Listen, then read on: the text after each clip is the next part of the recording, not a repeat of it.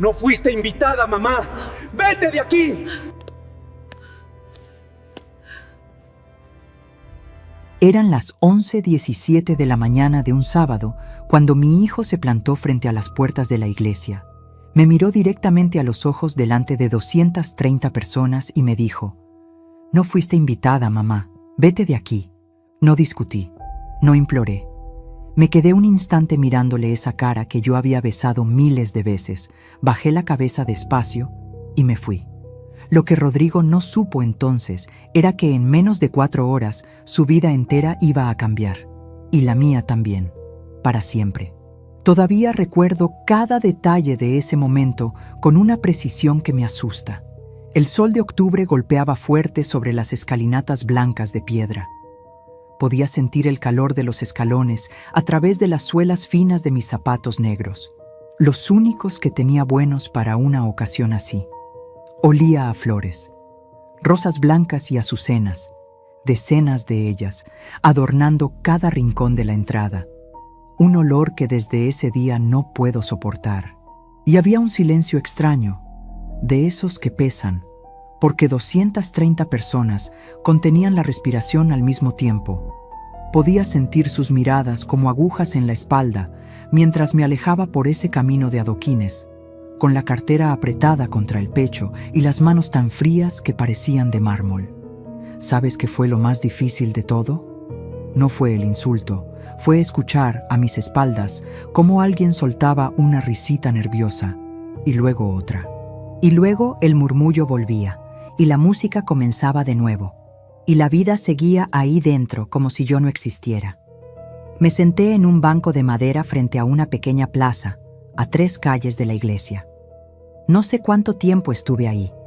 El sol me daba en la cara y yo no me movía. Tenía la mente en blanco, de esa forma que solo ocurre cuando el dolor es demasiado grande para procesarlo de golpe. Pero para entender cómo llegué a ese banco, necesito contarte algo. Necesito que sepas quién es Patricia Morales. No la mujer humillada del banco, la mujer de verdad. Me llamo Patricia, tengo 61 años. Nací en un pueblo pequeño de Castilla, de esos donde todo el mundo se conoce y los secretos no duran más de una semana. Soy la hija mayor de una familia sin grandes recursos, pero con una dignidad que mi madre me grabó a fuego desde que era niña. Patricia, me decía mientras me trenzaba el pelo antes de la escuela, una mujer puede perderlo todo menos su dignidad. Eso no se toca. Me casé con Ernesto Varela con 23 años. Él tenía 26.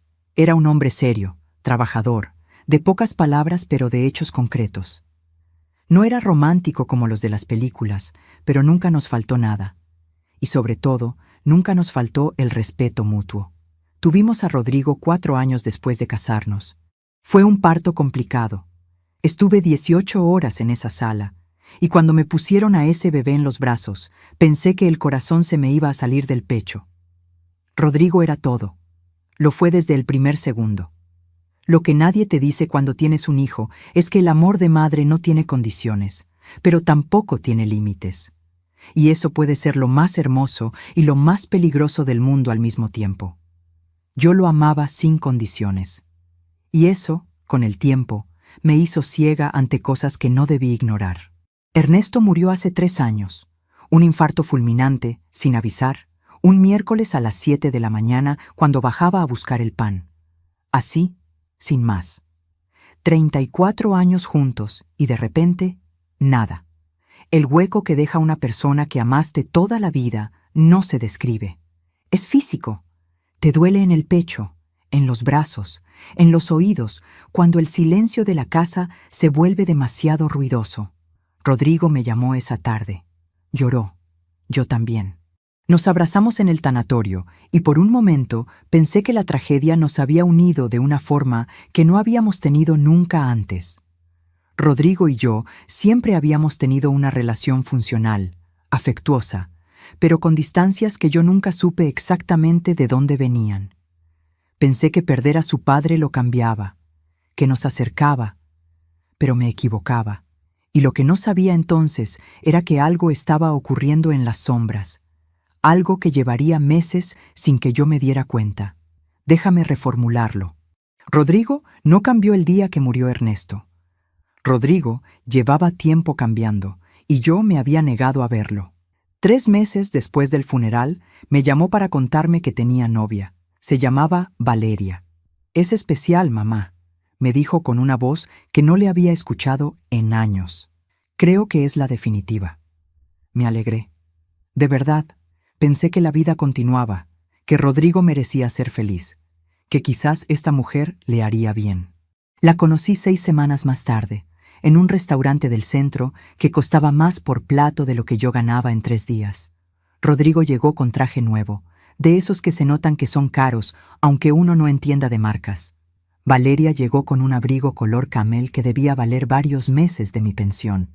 Era guapa, de eso no hay duda. Alta, perfecta, con una sonrisa entrenada.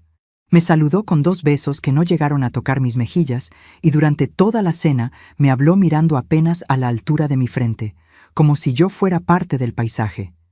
¿Sabes qué noté esa noche? Que Rodrigo nunca me miró directamente a los ojos, en 2 horas de cena. Pero ya hablaré de eso. Antes de seguir, quiero pedirte algo. Si llegaste hasta aquí, es porque algo de esta historia te tocó. Verifica si ya estás suscrito al canal y dale a me gusta si puedes. Y cuéntame en los comentarios, ¿desde qué parte del mundo estás escuchando mi historia? Me hace mucho bien saber que no estoy sola. La segunda vez que vi a Valeria fue en casa de Rodrigo. Me invitó a cenar un domingo. Llegué con una fuente de croquetas que había hecho desde cero, con la receta de mi madre, porque no sé llegar a ningún sitio con las manos vacías. Valeria miró la fuente con una sonrisa que no era sonrisa y dijo: «¡Qué detalle, Patricia! Aunque aquí solemos cenar más, ligero». Y la dejó en la encimera de la cocina sin abrirla. Rodrigo no dijo nada. Esa noche, mientras fregaba los platos que nadie me pidió fregar, pero yo fregar porque no sabía qué otra cosa hacer con las manos, escuché a Valeria hablar en voz baja desde el salón. No escuché todo, solo una frase. Una frase que en ese momento decidí no darle importancia, y que ahora, mientras te lo cuento, me parece una señal que debí haber tomado mucho más en serio. Dijo: «Tu madre es de otro mundo, Rodrigo». Y él se rió. Eso fue hace 11 meses. Y en esos 11 meses ocurrieron cosas que yo no supe leer. Pero tú sí vas a poder leerlas, porque yo te las voy a contar una por una. Y al final vas a entender por qué ese sábado, sentada en ese banco de madera frente a una plaza vacía, lo peor todavía no había llegado. Lo peor llegó cuando volví a la iglesia. 11 meses. Eso es lo que duró el noviazgo de Rodrigo y Valeria antes de que él me llamara para decirme que iban a casarse. Era un martes por la noche, las 21:38. Yo estaba sentada en el sofá con una taza de manzanilla que ya se había enfriado y un programa de televisión que no estaba viendo realmente. La lámpara del rincón daba esa luz amarilla y tibia que siempre me ha gustado, la que hace que la sala parezca más acogedora de lo que a veces se siente cuando estás sola.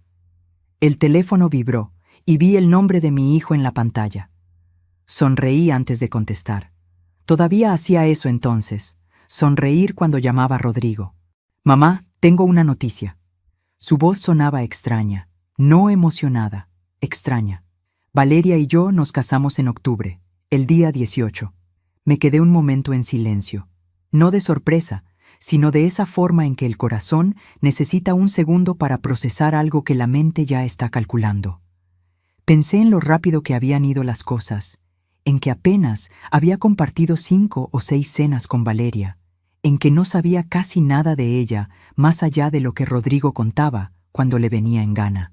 «Rodrigo, qué alegría», le dije, y lo decía de verdad. Un hijo que forma una familia es una alegría. Eso lo creía entonces y lo sigo creyendo ahora. ¿Cuándo me contáis los detalles? ¿Cuándo quedamos para...? «Ya te avisaremos», me cortó, y colgó. 3 palabras. «Ya te avisaremos».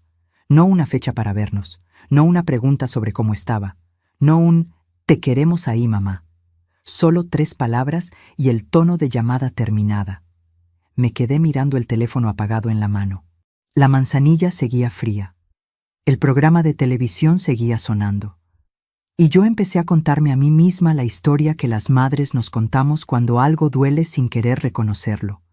Están ocupados, tienen mucho que organizar, ya llamará con calma, es normal en los novios jóvenes. Me levanté del sofá, fui a la cocina, vacié la taza en el fregadero y me quedé apoyada en la encimera unos instantes, mirando la pared sin ver nada. No lloré, todavía no era tiempo de llorar, pero ya hablaré de eso. Pasaron 3 semanas sin noticias, 21 días exactos. Yo no llamé. Lo decidí conscientemente. No quería ser la madre pesada, la que llama todos los días, la que agobia. Ernesto siempre me decía que yo tenía tendencia a anticiparme a las cosas, a preocuparme antes de tiempo. Espera, Patricia, me decía. No construyas problemas donde no los hay. Y yo esperé. Esperé lavando la ropa. Esperé haciendo la compra. Esperé viendo los martes pasar como si todos fueran el mismo martes en el que me había dado esa noticia. El día 22 me llegó un sobre por correo. Un sobre de papel grueso, color crema, con letras doradas en el exterior. Lo abrí en el rellano, con el abrigo todavía puesto, y dentro encontré una tarjeta de invitación para la boda de Rodrigo Varela Morales y Valeria Cristina Montoya. Era una tarjeta preciosa, no voy a negarlo. Cara, elaborada, con detalles en relieve. El tipo de invitación que se guarda como recuerdo, que acaba enmarcada en alguna pared. Y en la esquina inferior derecha, impreso junto al resto del texto, mi nombre, Patricia Morales. Acompañante, ninguno.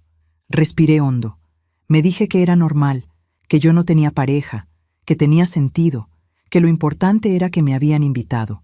Y ahí estuvo mi primer error, dejar que la lógica callara a la intuición. ¿Sabes lo que me pregunto ahora? Me pregunto cuántas veces en la vida tomamos la decisión de no ver algo porque verlo nos costaría demasiado. ¿Cuántas veces elegimos la versión cómoda de los hechos porque la versión real nos rompería algo por dentro? ¿Cuántas veces preferimos seguir durmiendo aunque ya sepamos, en algún lugar profundo, que algo no está bien? Yo lo hice durante meses. Meses enteros. Llamé a Rodrigo al día siguiente para agradecerle la invitación.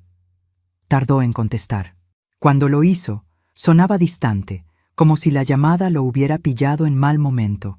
Ah, sí, ya la recibiste. Bien. Silencio. Mamá, ahora no puedo. Estamos con el tema del catering.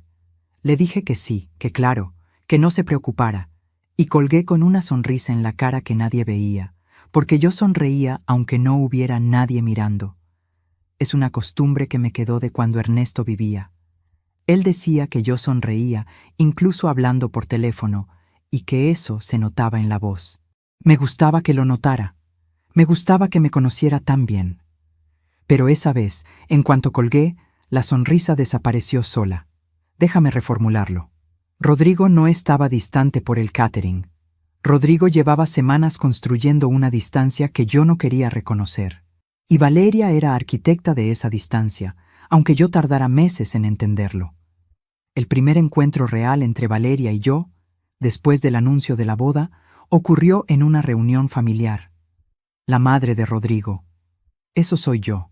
Lo digo porque Valeria ese día pareció olvidarlo. Llegué a las 2 de la tarde al restaurante donde habían reservado, con mi vestido azul marino, el que me había comprado para la comunión de la hija de mi vecina el año anterior. No era lujoso, pero estaba bien. Limpio, planchado, con cuidado. Me había arreglado el pelo y me había puesto los pendientes de perlas que Ernesto me regaló el día de nuestro aniversario de plata. Valeria llevaba un conjunto de 2 piezas color blanco roto, que gritaba dinero desde 50 metros. Llevaba el pelo recogido con uno de esos peinados que parecen sencillos y cuestan una fortuna. Y cuando me vio llegar, me dio un abrazo que duró exactamente 1 segundo y medio, y luego me dijo, con esa sonrisa suya tan perfecta: Patricia, qué bien que pudiste venir. Que pudiste venir. Como si mi presencia fuera opcional, como si yo fuera una invitada secundaria en la vida de mi propio hijo. Y Rodrigo, a su lado, sonrió, sin decir nada. Esa tarde, su futuro suegro habló durante 40 minutos sobre inversiones, sobre propiedades en la costa, sobre el negocio familiar de Valeria, que, Según explicó con orgullo, facturaba cifras que yo no sabía ni pronunciar bien. Me preguntaron dónde vivía.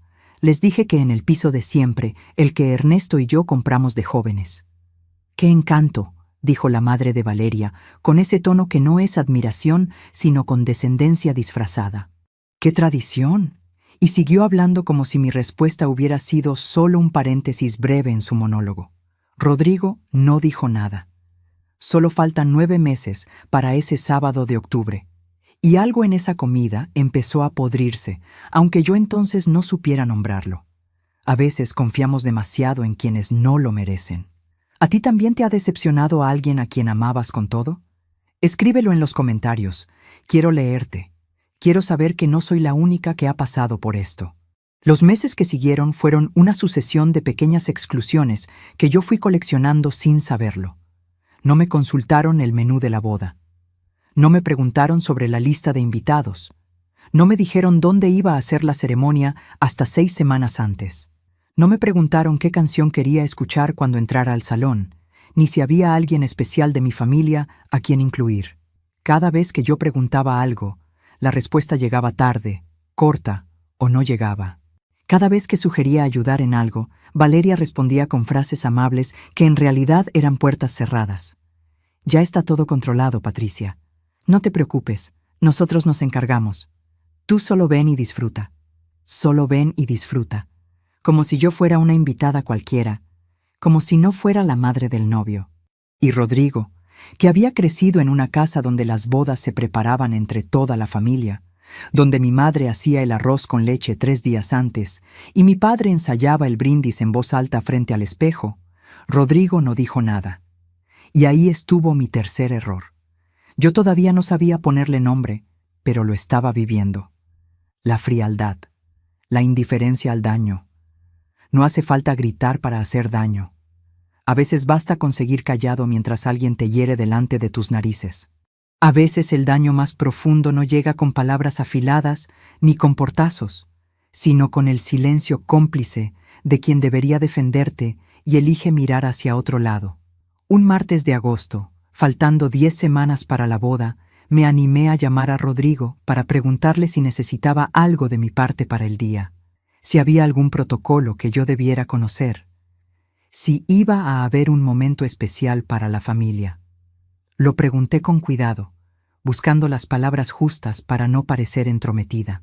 Quería ser útil sin molestar, quería estar presente sin invadir. Quería que él supiera que lo amaba, aunque ya no supiera muy bien cómo demostrárselo sin que sonara a queja. Hubo un silencio largo, y luego Rodrigo dijo algo que debió haberme detenido en seco, algo que debía haber tomado como la señal definitiva. Dijo: «Mamá, este es nuestro día, no compliques las cosas». Yo no estaba complicando nada, solo estaba preguntando, pero lo que no sabía entonces era que esa frase no era de Rodrigo. Esa frase tenía otro origen, y lo descubrí de la manera más devastadora posible. Pero eso todavía no había llegado. Todavía faltaban 10 semanas. Todavía yo seguía creyendo que el amor de un hijo es irrompible. Todavía creía que el día de esa boda yo estaría allí, en primera fila, con los ojos húmedos y el corazón lleno. Todavía no sabía lo que me esperaba al volver a esa iglesia. Faltaban 8 semanas para la boda, cuando ocurrió algo que debía haber tomado como una señal imposible de ignorar. Era un viernes por la tarde, las 17:23, y yo estaba en la cocina preparando una sopa de verduras. El olor del caldo llenaba el piso entero, ese olor que Ernesto decía que era el mejor del mundo, mejor que cualquier restaurante caro. Era uno de esos olores que te recuerdan que hay vida en una casa, que alguien está dentro, que alguien cuida. Estaba picando el apio cuando sonó el teléfono. Era Rodrigo. Contesté enseguida, como siempre. «Mamá, necesito pedirte algo». Su voz sonaba tensa, apresurada. «La boda va a tener un código de vestimenta, formal, colores neutros, nada llamativo». Hizo una pausa. «Valeria quiere que todo el mundo vaya coordinado». Le dije que sí, que no había problema, que me buscaría algo adecuado. «Bien», dijo, y antes de colgar añadió: «Y mamá, nada de bolsos grandes. Que no desentone, que no desentone, yo, la madre del novio, que no desentone en la boda de mi hijo. Colgué el teléfono y me quedé mirando el caldo que hervía en el fuego. Las verduras subían y bajaban despacio. Pensé en cuántas veces había cocinado esa misma sopa. Primero para Ernesto, luego para Rodrigo cuando era pequeño y tenía fiebre, luego solo para mí. Pensé en todo lo que ese olor representaba. Y me pregunté, por primera vez en voz alta, aunque estaba sola en esa cocina, ¿qué está pasando con mi hijo? Pero me respondí sola, como llevaba meses haciendo. Es la tensión de la boda. Es Valeria que es muy detallista. Es normal que los novios estén nerviosos. Y seguí picando el apio. Ese fue mi segundo error, confundir sumisión con comprensión. Las semanas que siguieron fueron una cuenta atrás que yo viví con una mezcla extraña de ilusión y angustia.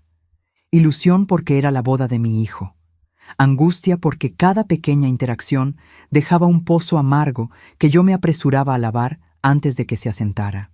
Compré un vestido gris perla en una tienda del centro, discreto, elegante, exactamente lo que me habían pedido.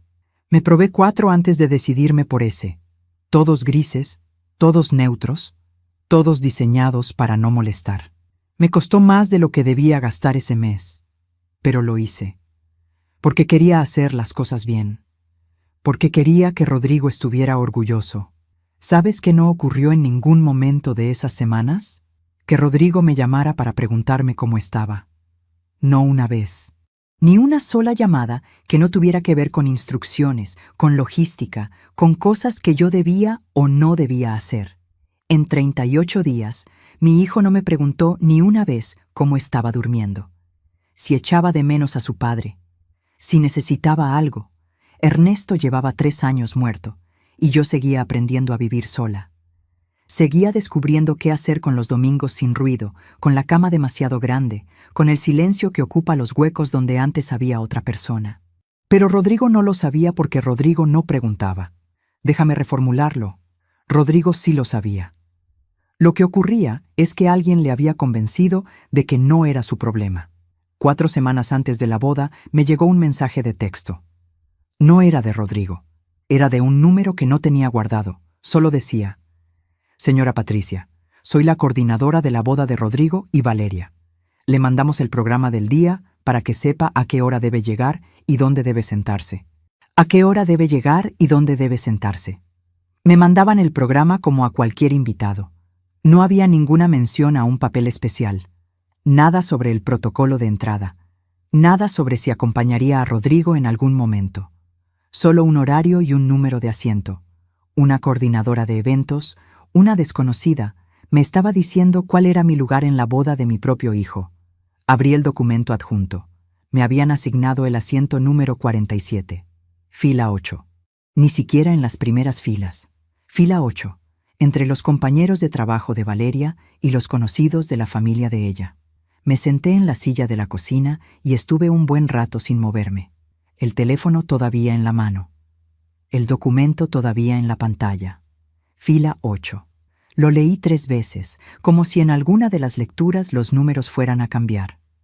Respiré profundamente, dispuesta a llamar a Rodrigo para preguntarle con calma si había algún malentendido, para decirle con palabras tranquilas que quizás la coordinadora se había equivocado, para darle la oportunidad de corregirlo.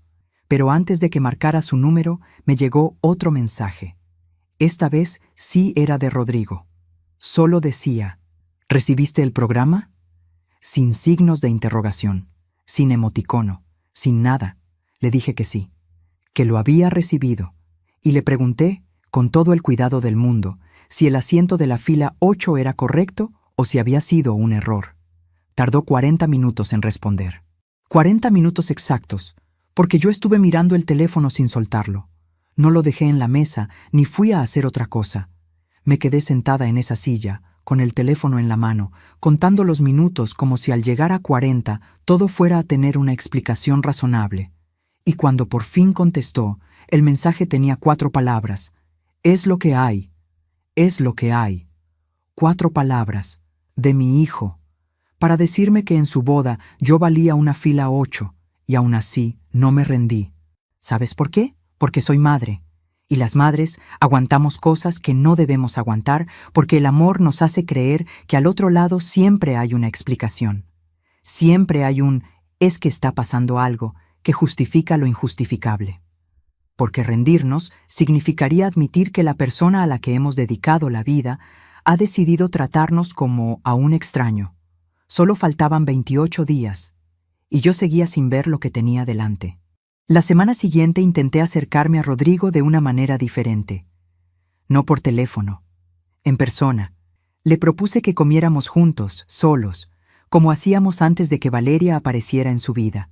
Esos almuerzos de los domingos donde él me contaba sus cosas y yo le contaba las mías y pedíamos siempre el mismo postre, aunque luego dijéramos que era demasiado. Me dijo que no tenía tiempo, que estaban con los preparativos, que quizás después de la boda. Le dije que claro, que sin problema, que ya buscaríamos un momento. Y cuando colgué, caminé hasta el dormitorio. Me senté en el borde de la cama de Ernesto, en su lado, el que yo no había tocado en 3 años, y me permití un momento de debilidad que nadie vio. Solo un momento. Las manos en la cara y la respiración cortada. Pensé en lo que Ernesto habría dicho si hubiera estado allí.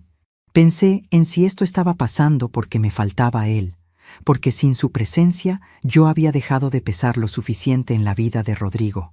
Solo eso. Y luego me levanté, me limpié los ojos y fui a hacer la colada. En público, entera. En privado, rota. Así llevaba meses.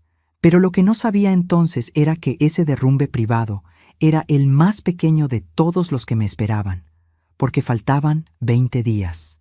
Y en esos 20 días iba a ocurrir algo que durante mucho tiempo fui incapaz de contarle a nadie. 13 días antes de la boda, un miércoles a las 10:15 de la mañana, recibí una llamada de un número desconocido. Lo cogí pensando que podría ser algo relacionado con la boda, algún proveedor, algún detalle de último momento. Pero la voz que habló no era de ningún proveedor. Era una mujer, mayor que yo, calculé, con una voz serena y directa que me puso los pelos de punta desde el primer segundo. Una de esas voces que no tiene prisa y que precisamente por eso asusta. Dijo: «Señora Patricia, no sé si recuerda haberme conocido. Soy Consuelo, la tía de Rodrigo por parte de Ernesto». La conocía, vagamente. La habíamos visto en el funeral de Ernesto y poco más. Una mujer callada, de esas que observan mucho y hablan poco. De las que nunca dicen nada que no sea necesario. «Necesito contarle algo», dijo. «No sé si debo, llevo días dudando, pero si yo estuviera en su lugar, querría saberlo». Me quedé quieta. La cocina en silencio. Solo el ruido del tráfico afuera y esa voz al otro lado del teléfono que me decía que había algo que yo necesitaba saber. Un escalofrío me recorrió la espalda, de esos que el cuerpo manda cuando la mente todavía no ha entendido lo que ya sabe. «¿Qué ocurre, Consuelo?» Hubo una pausa, y luego dijo: «Patricia, en esa boda no la esperan. No de la manera en que usted cree». Colgué el teléfono unos minutos después, con las manos temblando y la cabeza llena de preguntas sin respuesta. Consuelo me había dicho suficiente para asustarme y demasiado poco para entender. Solo me dijo que tuviera cuidado, que prestara atención, que no todo era lo que parecía, y que si en algún momento sentía que algo no estaba bien, que confiara en ese instinto, porque ese instinto no se equivoca. Estuve 3 días dándole vueltas a esa llamada. 3 días intentando decidir si llamar a Rodrigo para preguntarle directamente, si ignorarlo y confiar en que Consuelo se equivocaba, si cancelar mi asistencia. 3 días en los que no dormí bien, en los que comí sin hambre y en los que caminé por el piso hablando sola, buscando respuestas en un silencio que no las tenía. 3 días que ahora, mirando atrás, reconozco como los 3 días más importantes que tuve para cambiar lo que vino después. Y los desperdicié convenciéndome de que una madre no puede perderse la boda de su hijo. Solo faltaban 10 días, y yo ya no dormía bien. Me despertaba a las 3, a las 4 de la mañana, con una sensación en el pecho que no sabía nombrar, pero que ahora reconozco perfectamente. Era mi instinto. diciéndome que algo estaba muy mal, y yo seguí sin escucharlo. No sé cuánto tiempo estuve en ese banco. El tiempo dejó de tener sentido en algún momento del que no me di cuenta. Pero cuando el órgano de la iglesia dejó de sonar, algo me hizo levantarme. No lo decidí con la cabeza. Simplemente ocurrió. Los pies empezaron a caminar solos de vuelta por el camino de adoquines, como si el cuerpo supiera que todavía había algo pendiente. Fue entonces cuando lo vi. En el suelo, junto al último escalón de las escalinatas, casi oculto por uno de los arreglos de rosas blancas que adornaban la entrada. El teléfono de Rodrigo. Debía haberse caído durante el momento en que nos enfrentamos, sin que ninguno de los dos lo notáramos en medio de todo. Lo recogí sin pensar.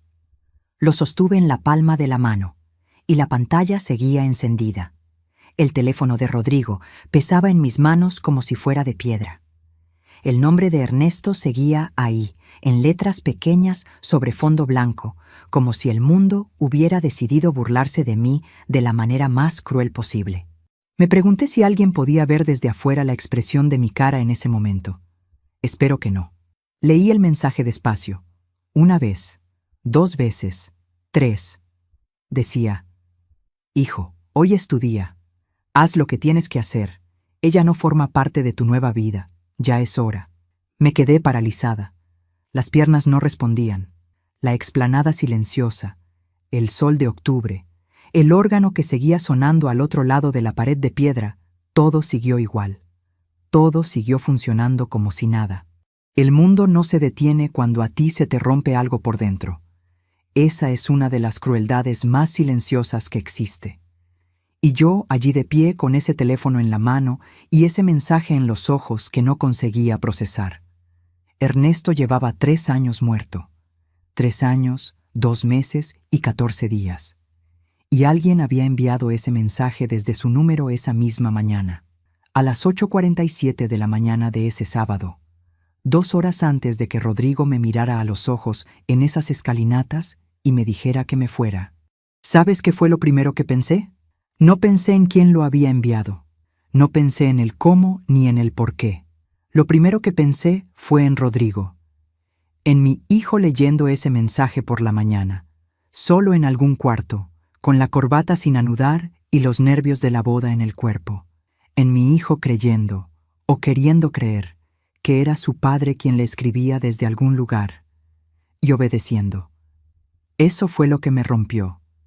No el mensaje en sí, sino imaginar a mi hijo solo con ese teléfono, leyendo esas palabras y tomando la decisión que tomó. Subí por la conversación, despacio, con el pulgar, tratando de no temblar. Y lo que encontré me obligó a sentarme en el escalón de la puerta lateral, porque las piernas finalmente cedieron. No era un solo mensaje, eran meses de mensajes. El primero estaba fechado hacía exactamente 8 meses. 8 meses. 2 semanas después de que Rodrigo me llamara para anunciarme la boda con esa voz extraña, sin emoción, sin calidez. El mensaje decía: Rodrigo, tu madre es una mujer del pasado. Valeria es tu futuro. No dejes que nadie enturbie lo que estás construyendo. Seguí subiendo. Los mensajes llegaban cada 10 días, cada 2 semanas, siempre firmados como Ernesto, siempre en el mismo tono, sereno, paternal, convincente, el tono exacto que Ernesto usaba cuando quería que Rodrigo hiciera algo. Como si alguien hubiera estudiado a mi marido, como si alguien lo hubiera analizado con cuidado, con paciencia, con frialdad, para copiarlo con precisión. Tu madre no entiende el mundo en que vives ahora. Patricia nunca aceptará a Valeria.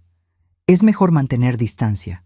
Un hombre necesita construir su propia familia, sin interferencias. Las palabras resonaron en mi cabeza. Rebotaron en los muros de piedra de esa explanada.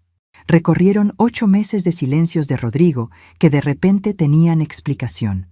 Atravesaron cada cena fría, cada llamada cortada, cada «ya te avisaremos» y cada «es lo que hay», hasta llegar a ese escalón donde yo estaba sentada con los pies en los adoquines y el corazón en algún lugar que no sabía situar.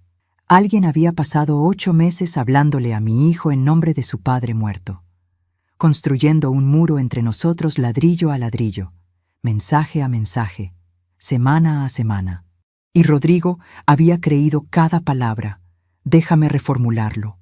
Rodrigo había querido creer cada palabra, porque cuando pierdes a tu padre y alguien te ofrece su voz de vuelta, aunque sea falsa, aunque sea imposible, la necesidad puede más que la razón.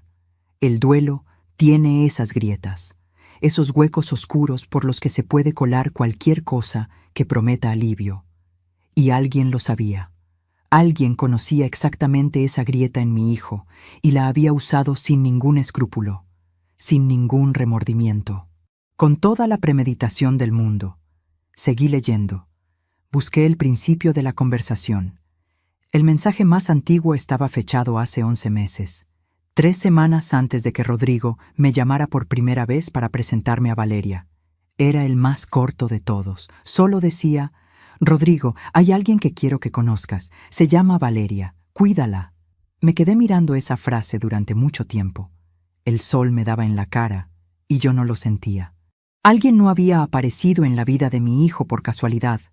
Alguien había sido introducida, dirigida, colocada allí con un propósito que yo tardé meses en entender y que todavía, sentada en ese escalón, no terminaba de asimilar en su totalidad. Todo el noviazgo, toda la boda, todo el alejamiento sistemático, piezas de un mismo tablero que alguien había movido con una paciencia que me helaba la sangre. ¿Sabes qué es lo que más duele en estas situaciones? No es el engaño en sí. Es el trabajo que alguien puso en ese engaño, el tiempo, la paciencia, la frialdad que se necesita para planificar el daño durante meses y ejecutarlo con precisión. Eso no es un impulso. Eso es una decisión tomada con calma y sostenida en el tiempo. Y eso dice algo sobre la persona que lo hizo que va mucho más allá de la crueldad de un momento. Dice que para esa persona yo no era un obstáculo que se encontró por el camino. Era un objetivo. Guardé el teléfono en el bolso. Me levanté del escalón. Volví a la explanada y me quedé de pie, con la espalda contra la pared de piedra fría, escuchando el órgano al otro lado. La ceremonia seguía. Los votos se estaban diciendo.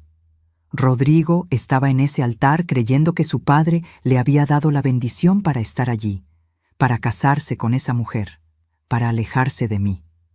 Y yo tenía el teléfono en el bolso que lo demostraba todo. Tomé la decisión en ese momento. No de entrar, no de interrumpir. Eso no lo habría hecho nunca. Una boda es sagrada aunque te hayan herido. Eso me lo enseñó mi madre y no lo iba a olvidar en un escalón. Pero tomé otra decisión, una que iba a requerir paciencia, una que iba a requerir exactamente el mismo tipo de calma fría que alguien había usado contra mí durante meses. Porque si querían guerra, iban a encontrar a alguien que también sabía esperar. Iba a dejar que la ceremonia terminara, iba a dejar que la gente saliera y se dispersara. Y entonces iba a entrar a esa iglesia vacía y iba a esperar a mi hijo. Mañana sería demasiado tarde. Tenía que ser ese día. Me alejé de la explanada y caminé de vuelta a la plaza del banco de madera. Me senté. Saqué el teléfono del bolso, el mío, y busqué el número de Consuelo, la tía de Rodrigo que me había llamado 13 días antes con esa voz seria y directa, la que me había dicho que tuviera cuidado, la que sabía algo que yo todavía no sabía del todo. Contestó al primer tono, como si hubiera estado esperando. Consuelo, dije, necesito que me cuentes todo. Hubo una pausa larga, y luego ella respiró hondo y dijo, Patricia, ¿dónde estás ahora mismo? Le dije que estaba en la plaza, que no había podido entrar a la boda, que Rodrigo me había echado, que había encontrado el teléfono, que había leído los mensajes. Otro silencio, más largo que el anterior. De esos silencios que no son vacíos, sino que están llenos de cosas que alguien está decidiendo si decir. Y luego Consuelo dijo algo que me hizo cerrar los ojos. Entonces ya sabes parte de la verdad, pero solo parte. ¿Solo parte? Los mensajes. 8 meses de mensajes. La introducción de Valeria. El plan sistemático para alejarme de mi hijo. ¿Eso no era la verdad completa? ¿Qué más hay, Consuelo? Patricia, dijo ella despacio, como alguien que está eligiendo cada palabra con mucho cuidado. ¿Sabes quién tiene el teléfono de Ernesto? No lo sabía, nunca lo había pensado. Después de que Ernesto murió, yo misma había guardado sus cosas, su ropa, sus libros, sus objetos. Pero el teléfono de Ernesto. Yo lo había puesto en una caja con otras pertenencias suyas y lo había guardado en el armario del pasillo. Seguía allí. Estaba segura de que seguía allí. El teléfono está en casa, Consuelo. En el armario. Pausa. ¿Estás segura? Me quedé helada en el banco. El sol de octubre de repente no calentaba nada. La paloma que paseaba antes por los adoquines había desaparecido. La plaza estaba vacía y silenciosa, y yo sentía el frío de la piedra del banco a través del vestido gris perla. Ese vestido que había comprado para no desentonar. Ese vestido que había elegido para que no hubiera problemas. Menuda ironía. Vuelve a casa cuando puedas, dijo Consuelo. Y mira en ese armario antes de hablar con Rodrigo. Necesitas saberlo todo antes de enfrentarte a él. Colgué. Me levanté del banco. Caminé deprisa hacia la parada del autobús. Ya no pensaba en la boda, en el órgano, en los 230 invitados, en el vestido de diseñador. Solo pensaba en ese armario del pasillo, en esa caja, en ese teléfono que yo creía guardado desde hacía 3 años, en las manos que lo habrían tocado, en los pies que habrían entrado a mi casa sin que yo lo supiera. Tardé 20 minutos en llegar a casa. Abrí la puerta, dejé el bolso en la entrada sin ni siquiera quitarme los zapatos y fui directa al armario del pasillo. Abrí la caja de cartón marrón donde guardaba las cosas de Ernesto, la bufanda que usaba en invierno, el reloj que no servía pero que había sido de su padre, las fotos que no había sabido dónde colgar después de que se fue, y en el fondo de la caja, envuelto en un paño de tela, el teléfono negro de Ernesto. Lo saqué despacio, lo sostuve en la palma de la mano. Noté que el paño no estaba doblado como yo lo recordaba. Estaba doblado de otra manera. Un detalle pequeño. El tipo de detalle que solo nota alguien que guardó ese objeto con sus propias manos y recuerda exactamente cómo lo hizo. Y entonces vi algo que hizo que todo el aire saliera de mis pulmones de golpe. La luz de la pantalla estaba encendida. El teléfono de mi marido muerto llevaba 3 años en esa caja, y la pantalla estaba encendida, lo que significaba que alguien lo había cogido. Alguien había entrado en mi casa, había abierto esa caja, había cogido ese teléfono y lo había devuelto. Y ese alguien tenía una llave. Solo había 2 personas en el mundo con llave de mi casa además de yo. Una era Rodrigo. La otra era la mujer que esa tarde se estaba casando con él. Me senté en el suelo del pasillo. No en una silla, no en el sofá. En el suelo, con la espalda contra la pared y el teléfono de Ernesto en las manos y los zapatos negros todavía puestos.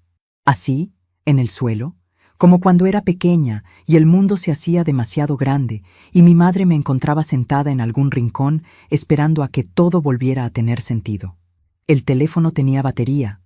No mucha, un 20%, pero suficiente. Alguien lo había cargado. Alguien lo había cogido de esa caja, lo había cargado, lo había usado durante meses para escribirle a mi hijo en nombre de su padre, y luego lo había devuelto envuelto en el mismo paño de tela, en el mismo orden, en el mismo lugar, con una precisión que daba escalofríos. Lo encendí. Pedía código de desbloqueo. 4 dígitos. Yo sabía ese código. Ernesto usaba siempre el mismo para todo, el año en que nos casamos. Lo introduje y la pantalla se abrió. Lo primero que vi fue la aplicación de mensajes, el mismo hilo que había leído en el teléfono de Rodrigo, pero desde el otro lado. Los mismos mensajes, las mismas fechas, la misma voz construida con cuidado para sonar como Ernesto. Y al final del hilo, el último mensaje enviado esa mañana a las 8:47, el que yo ya conocía. Pero había algo más, algo que desde el teléfono de Rodrigo no había podido ver. El historial de acceso al teléfono. Las horas en que había sido desbloqueado durante los últimos meses. casi siempre entre las 11 de la mañana y la 1 del mediodía, los martes y los jueves, con una regularidad que no era casualidad. Era una agenda. Era alguien que tenía un horario y lo cumplía. Martes y jueves, entre las 11 y la 1. Yo trabajaba los martes y los jueves por la mañana en la mercería del barrio donde llevo años echando horas para ayudar a la dueña, que es amiga mía desde hace décadas. Salía de casa a las 9:30 y no volvía hasta las 2. 3 horas de ventana. 3 horas que alguien conocía perfectamente. Alguien que sabía mis horarios. Alguien que tenía mi llave. Alguien que había entrado en mi casa con la misma tranquilidad con que se entra en la propia. Cerré los ojos. Apoyé la cabeza contra la pared fría del pasillo. Y por primera vez en todo ese día interminable, me permití sentir el peso completo de lo que estaba comprendiendo. No había sido un impulso. No había sido una decisión tomada en un mal momento. Había sido un plan construido ladrillo a ladrillo durante meses, con acceso a mi casa, con conocimiento de mis rutinas, con la voz de mi marido muerto usada como herramienta. Un plan que había tenido un solo objetivo desde el principio: sacarme de la vida de mi hijo antes de que esa boda ocurriera. Y había funcionado. Estuve en el suelo del pasillo no sé cuánto tiempo. El sol fue cambiando de posición en las ventanas. Las sombras se alargaron. Y yo seguía ahí, procesando, ordenando, entendiendo. Cuando por fin me levanté, lo hice con una calma que me sorprendió a mí misma. No era resignación, era otra cosa. Era esa serenidad particular que llega cuando el dolor supera cierto umbral y el cuerpo decide que ya no puede seguir derrumbándose y tiene que empezar a construir algo nuevo con los escombros. Me quité los zapatos negros. Me puse el jersey viejo que cuelgo detrás de la puerta de la cocina. Puse la cafetera. Y mientras el café hacía su ruido familiar, me senté a la mesa con los 2 teléfonos delante. El mío y el de Ernesto. Tenía que pensar con claridad. Tenía que ordenar lo que sabía y lo que todavía no sabía. Tenía que decidir qué hacer con esa información y cuándo y cómo. Lo que sabía: alguien con llave de mi casa había cogido el teléfono de Ernesto. Lo había usado durante 8 meses para manipular a mi hijo y lo había devuelto. Las 2 personas con llave eran Rodrigo y Valeria, a quien Rodrigo le habría dado una copia en algún momento de su relación. Lo que no sabía todavía era el porqué. El móvil detrás de todo aquello. Porque alejarme de Rodrigo era el resultado, pero no era suficiente explicación. La gente no construye planes de 8 meses sin una razón que vaya más allá de no querer a la suegra en las reuniones familiares. Había algo más. Lo sentía con la misma certeza con que se siente el frío antes de que empiece a llover. Llamé a Consuelo. Eran las 4:17 de la tarde. La boda en ese momento estaría en el banquete, entre brindis y fotos y el ruido de gente feliz que no sabe lo que yo sé. Encontré el teléfono, le dije cuando contestó. Estaba en la caja. Alguien lo había cargado. Consuelo no se sorprendió. Eso me dijo algo. ¿Sabías lo del teléfono?, le pregunté. Lo sospeché, dijo. Hay cosas que cuando las ves desde fuera tienen una forma que no puede ser coincidencia. Rodrigo cambió demasiado rápido y demasiado completamente. Eso no ocurre solo. ¿Y por qué no me lo dijiste antes? ¿Por qué esperaste hasta 13 días antes de la boda? Hubo un silencio de los que tienen peso, porque no tenía pruebas, dijo finalmente. Y porque tenía miedo de equivocarme. Tenía miedo de causarte un daño innecesario si me equivocaba. Pausa. ¿Y tú tienes pruebas ahora? Tengo el teléfono en la mano. Otro silencio. Y luego Consuelo dijo algo que hasta ese momento yo no había considerado. Patricia, el teléfono solo te dice que alguien lo usó, no te dice quién. Tenía razón. Las 2 personas con llave eran Rodrigo y Valeria. Rodrigo podría haber cogido el teléfono de su padre movido por el dolor, por la necesidad, por algo que yo podía entender, aunque me destrozara. Valeria era la otra opción. Y eran opciones completamente distintas en sus consecuencias. Hay algo más que debes saber, dijo Consuelo. Algo que descubrí hace 3 semanas y que también me ha costado mucho decidir si contarte. Me levanté de la silla. Me apoyé en la encimera de la cocina. El café se había enfriado sin que lo tocara. Cuéntame. El piso de Ernesto, dijo Consuelo. El piso donde vivís tú ahora. ¿Sabes en nombre de quién está escriturado? No entendí la pregunta al principio. En el mío y en el de Ernesto. Lo compramos juntos hace 30 años. Cuando él murió pasó a mi nombre, supongo. No revisé los papeles, la verdad. ¿No los revisaste? Consuelo, yo estaba de luto. No estaba para papeles. Silencio. Patricia, necesitas revisar esos papeles. Esta semana, antes de hablar con Rodrigo, antes de hacer nada más. Me quedé fría. El jersey viejo de repente no abrigaba nada. ¿Qué hay en esos papeles, Consuelo? No lo sé con certeza, dijo. Y en su voz había algo que me indicó que mentía piadosamente, que sí lo sabía o lo sospechaba y que no quería ser ella quien me lo dijera. Pero hay cosas que Ernesto hizo en los últimos meses antes de morir que nadie en la familia entendió del todo. Movimientos, decisiones, cosas que en su momento atribuimos al cansancio, a la preocupación por el negocio, pero que ahora, con todo esto, tienen otra forma. Colgué el teléfono con cuidado. Lo dejé sobre la mesa junto al de Ernesto. Y me quedé de pie en la cocina, con los pies fríos en el suelo de baldosa, mirando por la ventana el cielo de octubre que se estaba volviendo naranja. Ernesto. Ernesto que murió hace 3 años de un infarto en el rellano cuando bajaba a buscar el pan. Ernesto que en los últimos meses, antes de morir, estaba raro, callado, preocupado, pero que siempre que yo le preguntaba me decía que era el trabajo, que era el cansancio, que no era nada. Ernesto que no me dejó carta, no me dejó explicaciones, no me dijo nada de lo que tuviera en la cabeza en esos meses finales. ¿O sí? Me fui derecha al dormitorio. Abrí el cajón de la mesilla de noche de Ernesto, el que no había abierto en 3 años, porque no había podido. El que seguía siendo suyo, aunque él ya no estuviera. Lo abrí despacio, como si al otro lado pudiera encontrar algo que me sorprendiera, y metí la mano dentro. Había cosas pequeñas, un mechero que ya no funcionaba, unas monedas viejas, una estampita religiosa doblada, y debajo de todo, un sobre cerrado, sin escribir por fuera, con el borde ligeramente amarillado por el tiempo. Lo saqué, lo sostuve. Las manos me temblaban de una manera que ya no tenía nada que ver con el miedo, sino con algo mucho más antiguo y mucho más profundo. Lo abrí. Dentro había una sola hoja doblada en 3.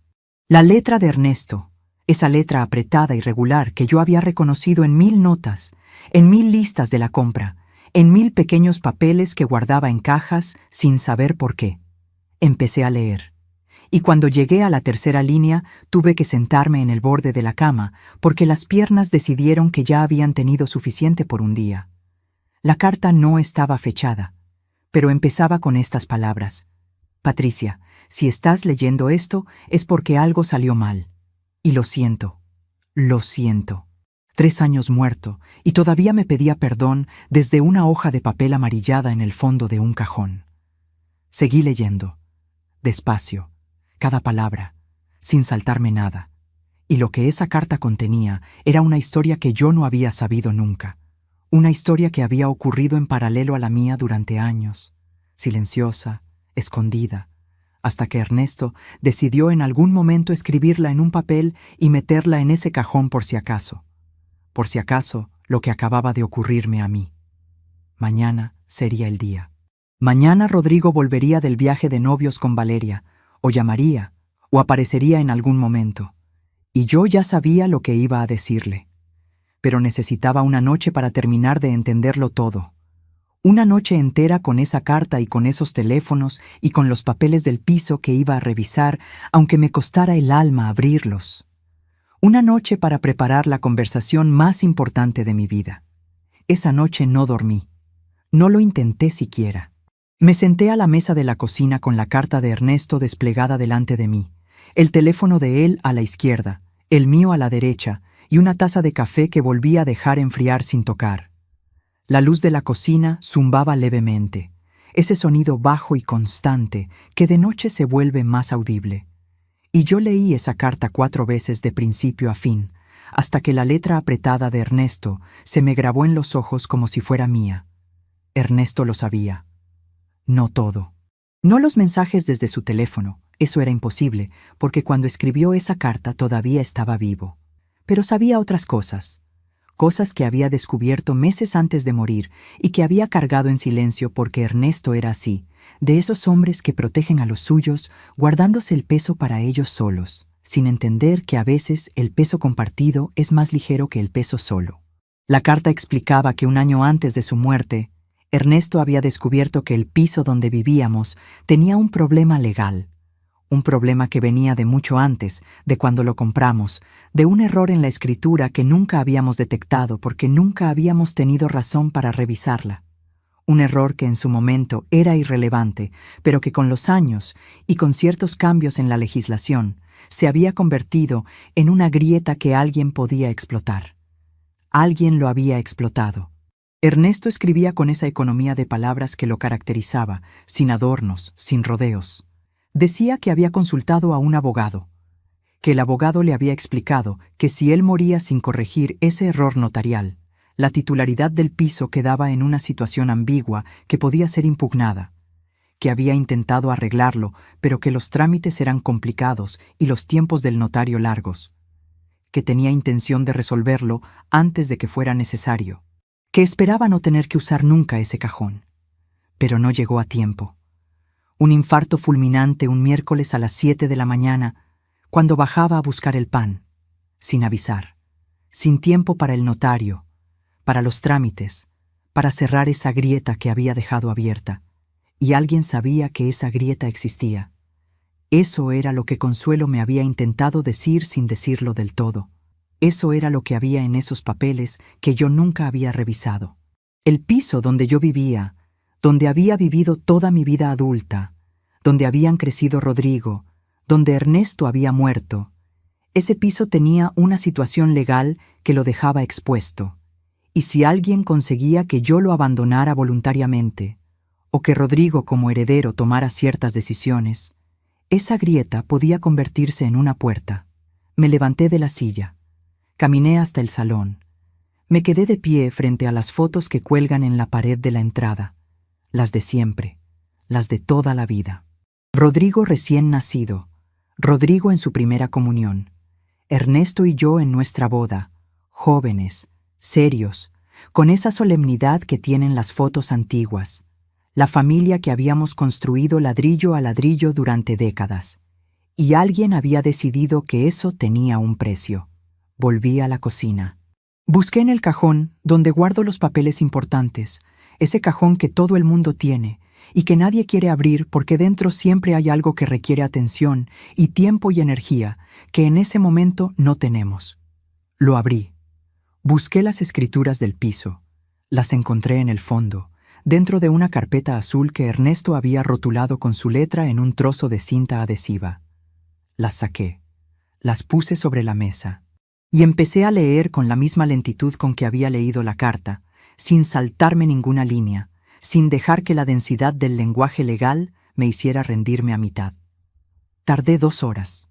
2 horas de lenguaje notarial y referencias a artículos y números de registro que yo no entendía del todo, pero que fui anotando en un papel para preguntarle a alguien que sí entendiera. Y al final de esas 2 horas encontré lo que Ernesto había encontrado antes que yo. El error, la grieta.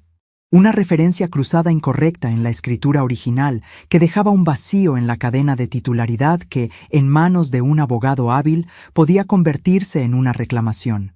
No era una certeza jurídica, pero era suficiente munición para alguien que quisiera usarla. Las 5 de la mañana. El cielo afuera empezaba a aclarar levemente. Yo seguía en la cocina con la carta de Ernesto, las escrituras, los 2 teléfonos y un papel lleno de anotaciones. Tenía el cuadro completo. No todos los detalles, no todas las respuestas, pero sí suficiente para entender la forma general de lo que había ocurrido. Y entonces sonó el teléfono. Las 5:17 de la mañana del domingo. Lo miré sin cogerlo un instante. Era Rodrigo. Cogí al tercer tono. Mamá. Su voz sonaba distinta, no la voz plana de los últimos meses, algo diferente. Algo que tardé un segundo en identificar y que cuando identifiqué me apretó el pecho de una manera que no esperaba. Sonaba asustado. Rodrigo. Mi voz salió serena. No lo planeé. Fue natural, de esa forma en que algunas cosas salen cuando llevas horas preparándote para un momento sin saber que te estás preparando. Mamá, perdí el teléfono en la iglesia. ¿Lo tienes tú? Silencio breve. Solo un segundo. Sí, dije. Lo tengo. Otro silencio. Más largo. Y en ese silencio cabían 8 meses de mensajes y una carta en el fondo de un cajón y un piso con una grieta en las escrituras y una noche entera sin dormir. Mamá, yo... Empezó y se detuvo. Empezó otra vez. Lo que pasó hoy en la iglesia... Ya hablaremos, Rodrigo, no esta noche. Pero yo necesito... Esta noche no, repetí. Y en mi voz no había dureza, solo firmeza. La diferencia es importante, y Rodrigo la conocía desde pequeño. Mañana, a las 10 de la mañana, aquí en casa. Hubo una pausa larga, y luego dijo, muy bajo, ¿estarás bien esta noche? Esa pregunta. Después de todo ese día, de las escalinatas, de compórtate, de es lo que hay, de fila 8, después de todo eso, me preguntaba si estaría bien esa noche. Y lo decía con la voz de cuando tenía 8 años, y me preguntaba lo mismo desde el fondo de la cama, cuando había tenido una pesadilla. Cerré los ojos un momento. Sí, Rodrigo, estaré bien. Y colgué. Me quedé con el teléfono en la mano, escuchando el silencio de las 5 de la mañana. El cielo seguía aclarando despacio. En algún lugar de la calle, un pájaro empezó a cantar antes de que hubiera suficiente luz para justificarlo. De esa manera que tienen algunos pájaros de adelantarse al amanecer como si no pudieran esperar. Recogí los papeles, los ordené con cuidado. La carta de Ernesto la doblé y la guardé en el sobre, pero esta vez en mi cajón, no en el suyo. Los 2 teléfonos los puse juntos en la repisa de la cocina. Las escrituras las dejé encima de la mesa, marcadas con el papel de mis anotaciones. Luego fui al dormitorio, me tumbé vestida encima de la cama y dormí 3 horas, sin sueños, con esa forma de dormir que tiene el cuerpo cuando ha llegado al límite exacto y necesita apagarse aunque sea un momento para poder seguir funcionando. Me desperté a las 8:15, me duché, me vestí con ropa cómoda, no el vestido gris perla, no los zapatos negros, sino la ropa de los días normales, la de estar en casa y ser yo misma. Me hice un café que esta vez sí bebí. Me comí una tostada de pie frente a la ventana, mirando la calle que se llenaba despacio con el movimiento del domingo por la mañana. A las 9:58 sonó el telefonillo. Respiré hondo. Fui a abrir. Rodrigo subió solo. Eso ya me dijo algo. Cuando abrí la puerta estaba en el rellano con la ropa del día anterior, el traje oscuro arrugado, la corbata aflojada, los ojos que no habían dormido bien. Me miró y yo le miré, y en ese espacio de 2 segundos pasaron 34 años de vida compartida, de cumpleaños y de cenas y de problemas resueltos juntos, y de la mano que le di cuando murió su padre, y de todas las veces que le había querido sin condiciones y sin pedir nada a cambio. «Pasa», le dije. Entró. Se sentó en el sofá de siempre, en su sitio de siempre, como había hecho toda la vida.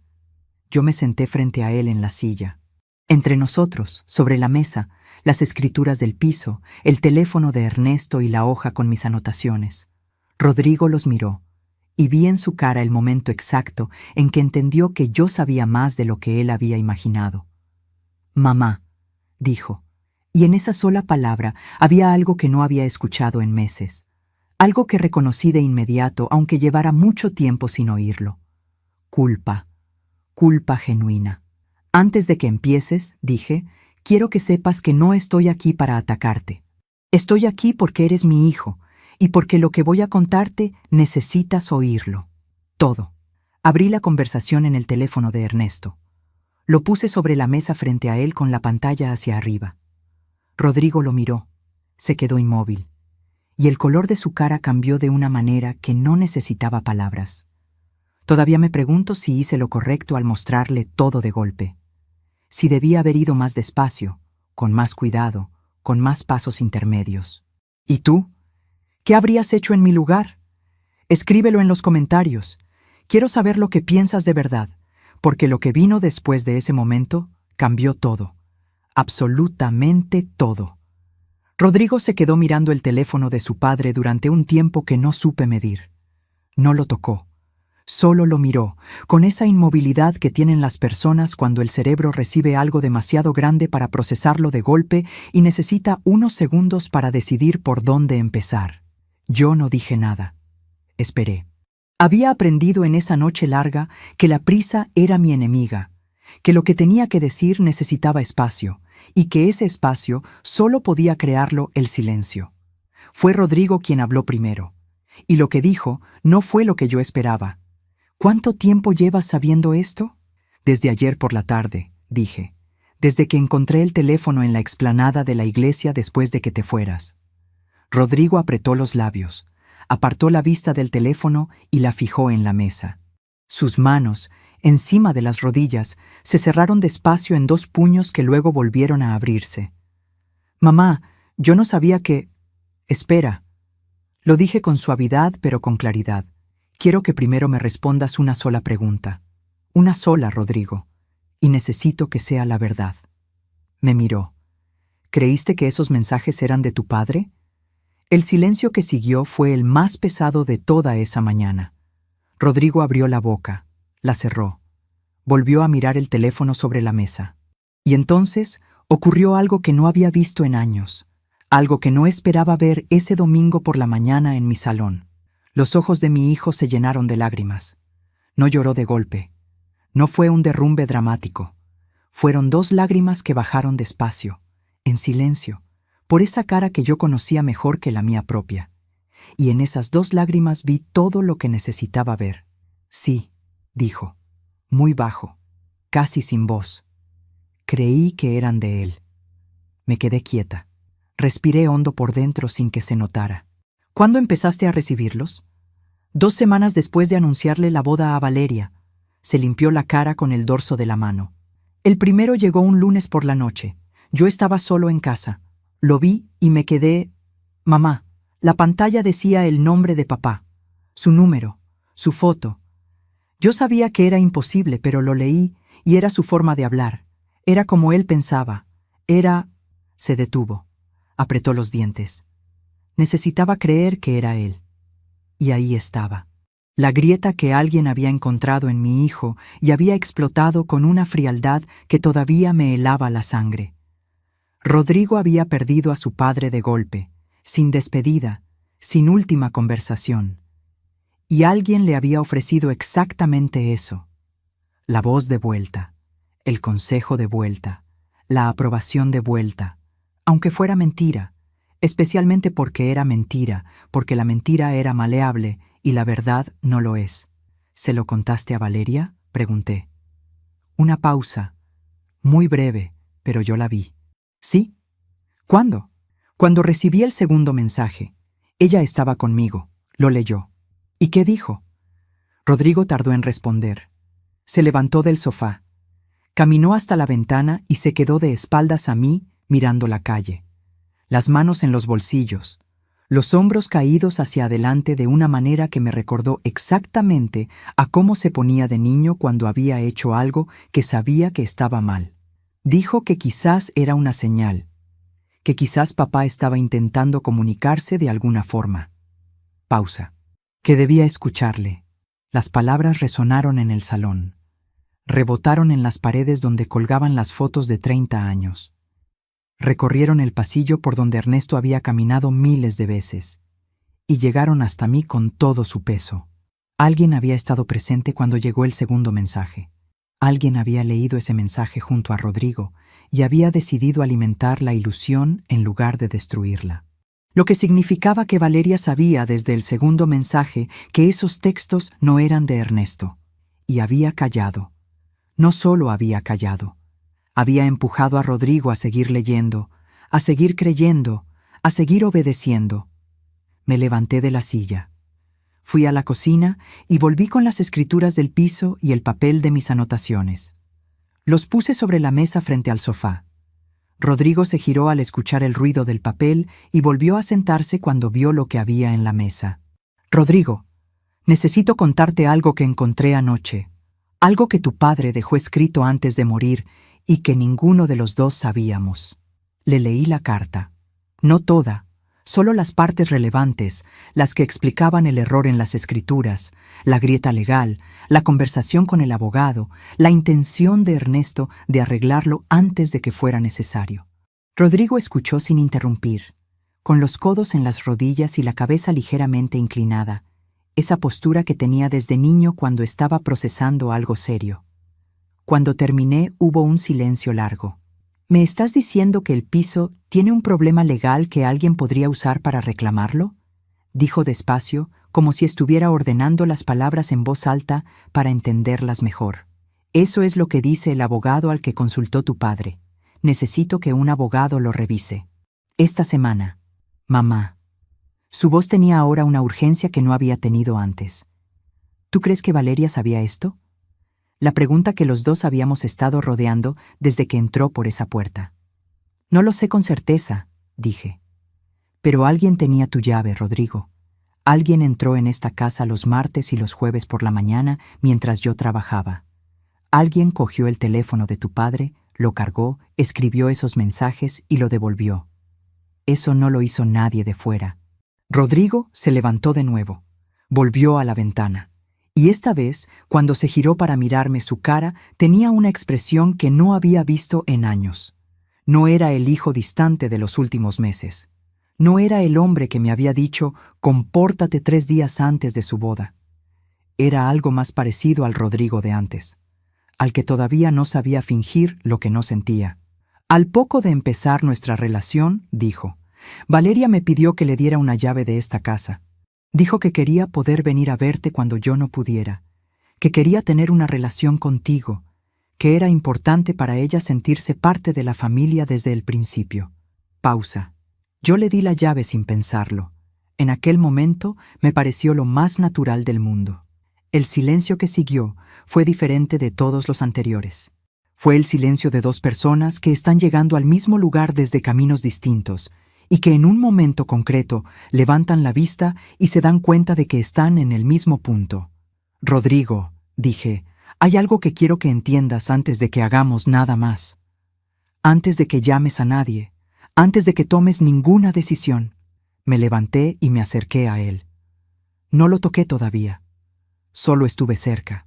Lo que te han hecho a ti también es un daño. Alguien usó el dolor que tenías por tu padre para dirigir tus decisiones durante meses. Eso no es amor. Eso no es lo que le deseo a mi hijo. Rodrigo cerró los ojos, y esta vez sí se rompió del todo. No con dramatismo, no con gritos. Se rompió como se rompen los hombres que han aprendido a contener demasiado durante demasiado tiempo, de repente, en silencio, sin que nada los pueda parar una vez que empieza. Me acerqué un paso más y lo abracé.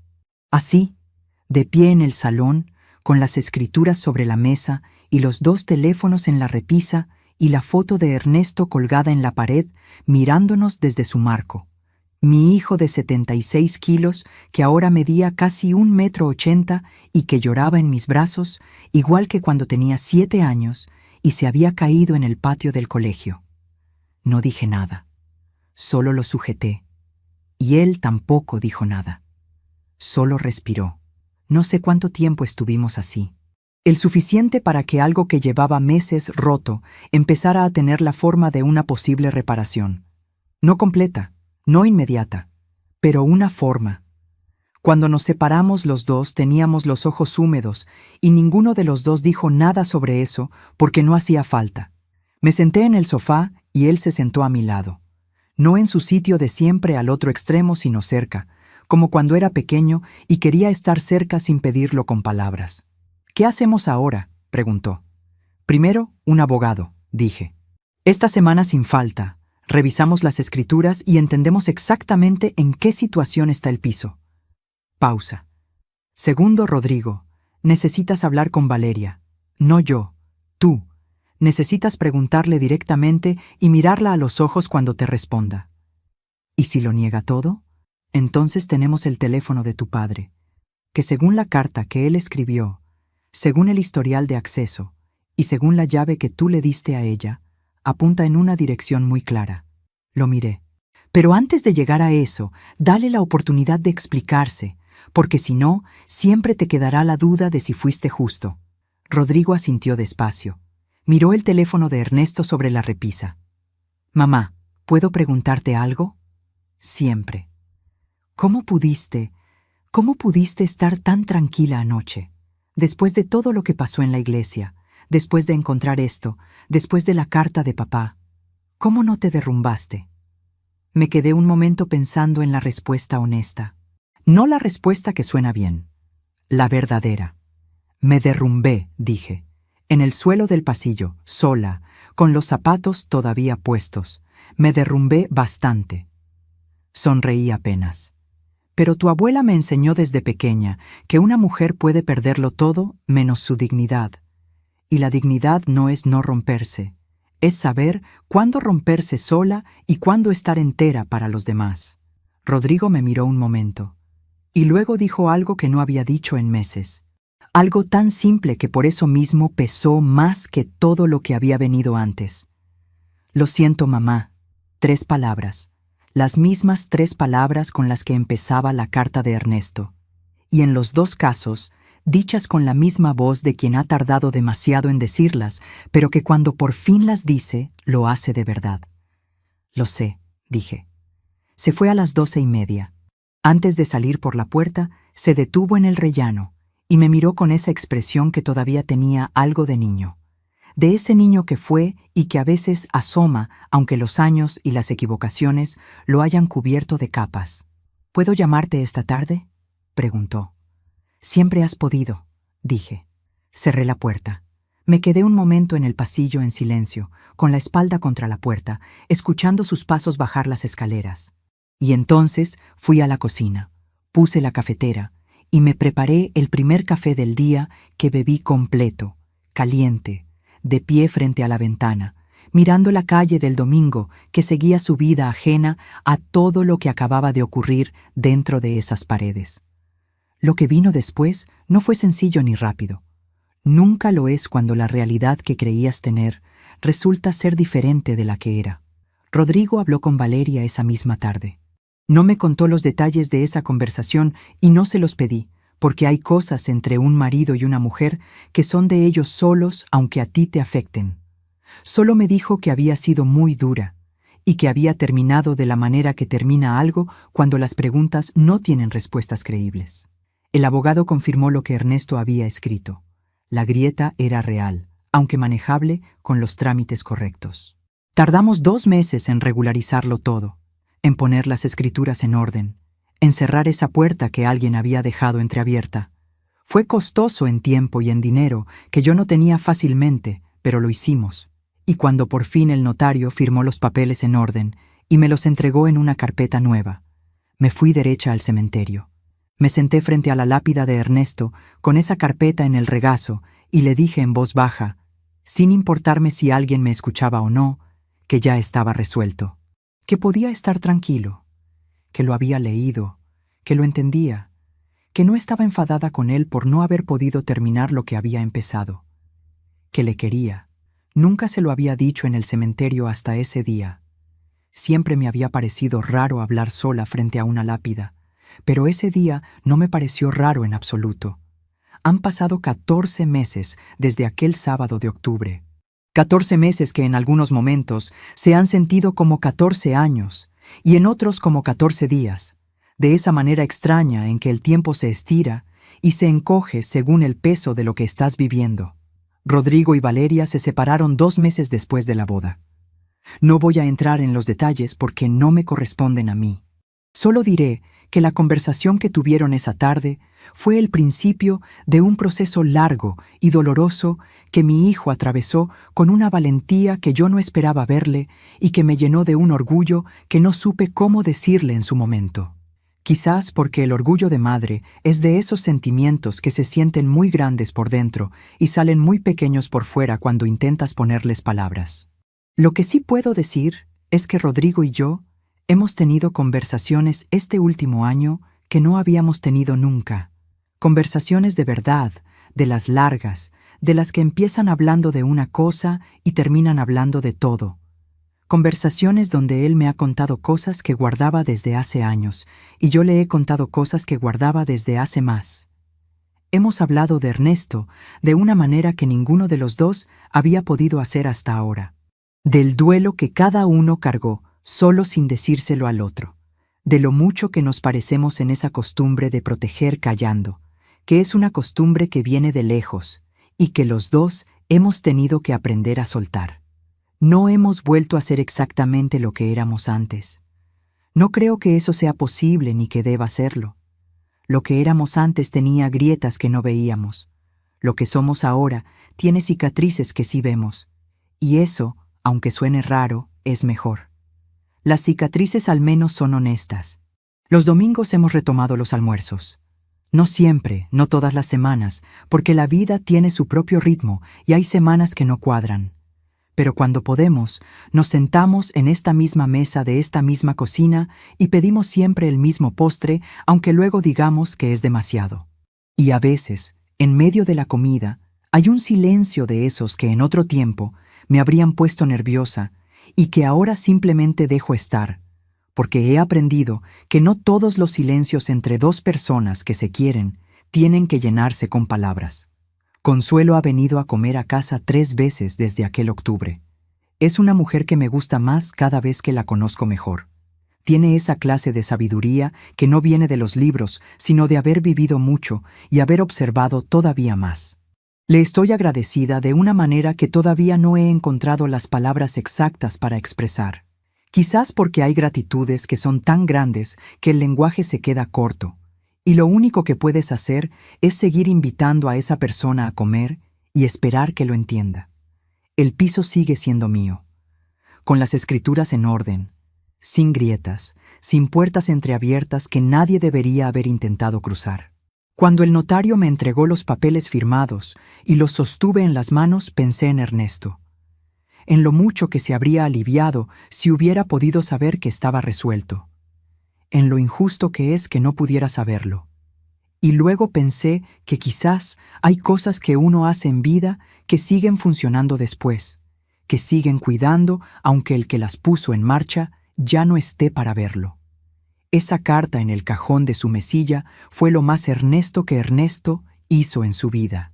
Guardar el problema para él solo y dejar la solución escrita por si acaso, por si yo la necesitaba. La necesité. Y aquí estoy. Hay algo que he aprendido este año que no sé si habría podido aprender de otra manera. Y es que el dolor más difícil de sobrevivir no es el que viene de los enemigos. Es el que viene de las personas que amas. Porque cuando alguien que no conoces te hace daño, tienes todos tus recursos disponibles para defenderlo. Pero cuando te lo hace alguien a quien has querido desde el primer día, desde antes incluso de conocerlo bien, el daño entra por donde no hay defensa, por las grietas que el amor deja abiertas precisamente porque confías. Eso no significa que el amor sea un error. Significa que el amor real, el que vale la pena, es el que sobrevive a ese conocimiento y sigue eligiendo confiar aunque ya sepa lo que puede costar, con más cuidado, con más lucidez, con los ojos más abiertos. Pero sigue eligiendo. Mi madre me dijo una vez, sentada en la cocina de la casa donde me crié, que la dignidad no es la ausencia del dolor. Es lo que haces con él cuando nadie te está mirando.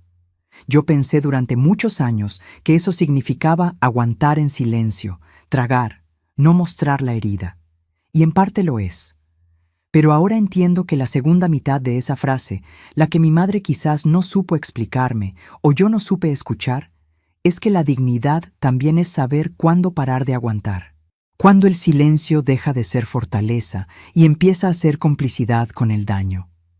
Ese sábado, en las escalinatas de esa iglesia, cuando Rodrigo me dijo que no había sido invitada y que me fuera, yo bajé la cabeza y me fui.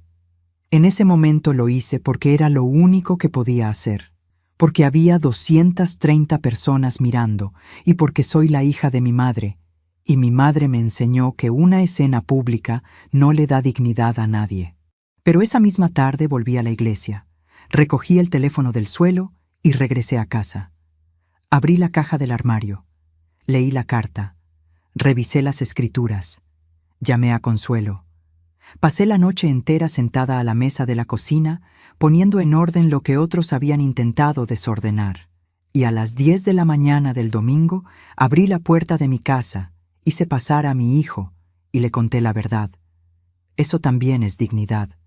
Quizás es la parte más difícil. Las palabras resonaron en las escalinatas de piedra aquel sábado. Resonaron durante semanas en mi cabeza, en esas horas de la madrugada donde el silencio amplifica todo. Resonaron cuando revisaba papeles que no quería revisar y cuando leía mensajes que no quería leer y cuando lloraba en el suelo del pasillo con los zapatos todavía puestos, pero ya no resuenan. O si resuenan, lo hacen de una manera diferente, más baja, más lejana, como el eco de algo que ocurrió y que dejó huella, pero que ya no tiene el poder de derribarte. Rodrigo me llamó el martes por la tarde, hace 3 días.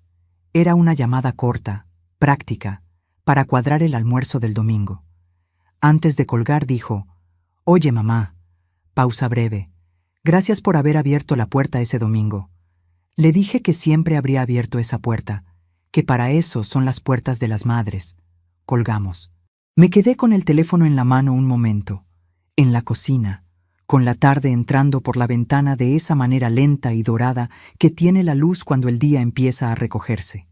Y sentí algo que no sé nombrar con exactitud, pero que reconocí enseguida porque lo había sentido antes, hace mucho tiempo, en los momentos buenos de una vida que ha tenido muchos más momentos buenos que malos, aunque a veces el ruido de los malos tape todo lo demás. Sentí que estaba bien, no perfectamente. No sin heridas, ni preguntas sin responder, ni cosas que todavía cuestan, sino bien de esa manera real y concreta que no necesita que todo esté resuelto para existir. Bien porque el domingo viene el almuerzo. Bien porque las escrituras están en orden. Bien porque la carta de Ernesto está en mi cajón y no en el suyo. Bien porque Consuelo viene a comer el mes que viene. Bien porque soy la hija de mi madre y mi madre me enseñó que una mujer puede perderlo todo menos su dignidad. Y yo no la perdí. Ni en las escalinatas, ni en el banco de madera, ni en el suelo del pasillo, ni en ninguna de las noches largas que vinieron después. Eso es lo único que quiero que te lleves de todo esto, si es que algo te has llevado. No la historia en sí, no los detalles, no los nombres. Solo esto, que el dolor que viene de donde más quieres no tiene por qué ser el final de nada. Puede ser, si lo dejas, el principio de algo que antes no podías ver porque la costumbre y el miedo tapaban la vista, y que la dignidad no es no caerse. Es levantarse cada vez con los pies un poco más seguros que la vez anterior. Yo me caí en un escalón de piedra frente a una explanada vacía un sábado de octubre, y me levanté, con los zapatos negros, el vestido gris perla, el bolso pequeño, y todo lo que 34 años de vida me habían dado para poder seguir caminando. Aquí estoy.